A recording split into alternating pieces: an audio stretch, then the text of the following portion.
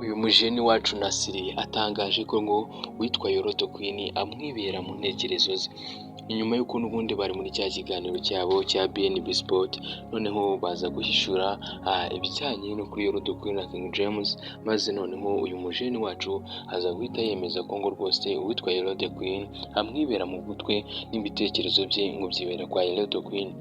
Nasiri n'umwe mu banyamakuru ba siporo bamaze gukundwa n'abatari bake, ariko kandi nanone akaba yarabaye icyamamare nk'umwe mu bantu bazi kurasa imbogo cyane mu biganiro ndetse n'ibindi byose bakora.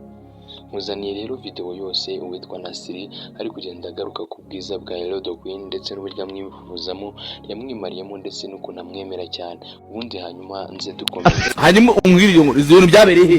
Byabaye he? Jewe nk'umuntu wageze Nyamirambo 2010 abantu barambye ati Fuad niwo atirandirimba King James niwo wafashe Shadiba mu kwinyamata mujyana imusanze. Nyumvira ngaho nyumvira Shadiba. Ni 2008 ni 2005 buhoro ari indirimbo arimo harya ngo ntoje ukundana iyo ni buhoro abasore wakwesha warabana n'inyamata araboye naga nukuri kwimanungije barabeshya noje kumufata mu modoka none susha Shadiba turaziranye arekaye kubutaziranye nawe baruziranye na management YOLO QWEEN wese ari mu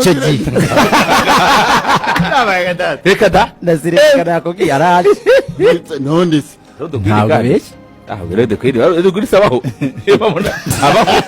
abona tabaho jiwe babona taba abaho ibyo byihorere byatoto ndo ubona abaho amakuru turayafite iriya foto yo muntu y'umurebe ubona abaho ngiye gusa aba mu nzozi zanjye. Ngaye nguko rero ngibyo ibya Nasiri uno mujeni umaze gukundwa no kugarurira imitima y'abanyarwanda batari bakeya mu bijyanye n'ubundi n'itangazamakuru rya siporo. Rero kambashimira abantu bose tuba twabanye muri bino biganiro, mwibutsa ko ngiye tuba twabanye.